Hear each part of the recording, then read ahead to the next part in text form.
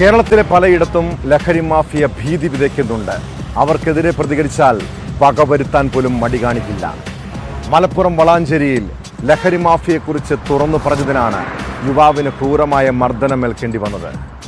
ലഹരി മാഫിയാണ് മർദ്ദിച്ചതെന്ന് ആക്രമണത്തിനിരയായ നിസാം പറയുന്നു.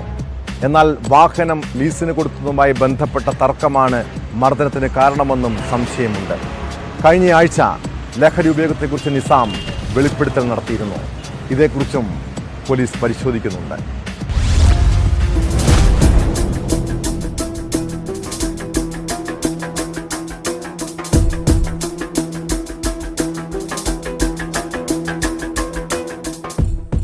ലഹരി മാഫിയയെക്കുറിച്ചും ലഹരി ഉപയോഗത്തെക്കുറിച്ചും ഞെട്ടിക്കുന്ന വെളിപ്പെടുത്തൽ നടത്തിയ യുവാവിന് മാഫിയയുടെ ക്രൂര മർദ്ദനമേറ്റതായാണ് പരാതി.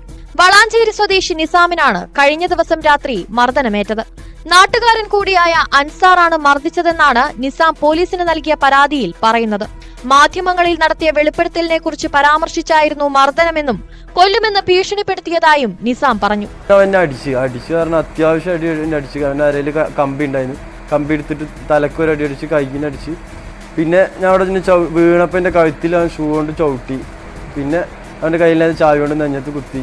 അങ്ങനെ അത് ഇതിൻ്റെ ഇടയിലൊക്കെ അവൻ പറഞ്ഞിട്ട കാര്യം, എന്നെ എൻ്റെ അനിയൻ്റെ കല്യാണം നോക്കുന്നുണ്ട്, അപ്പോൾ എന്നെ ഞാൻ ജീവിക്കാൻ അയക്കില്ല, എന്നെ ഞാൻ കൊല്ലും എന്ന് പറഞ്ഞിട്ടാണ് അവൻ ഇതൊക്കെ ചെയ്തത്.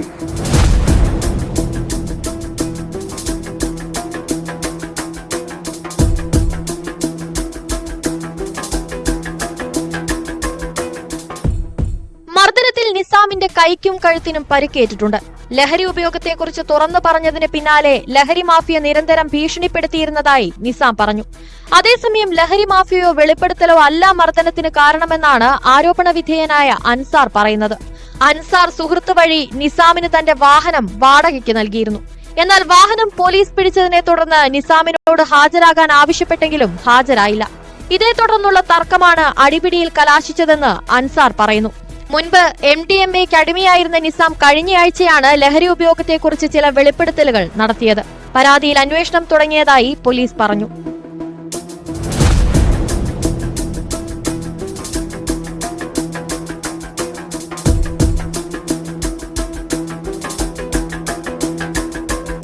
ന്യൂസ് 18 തിരൂർ.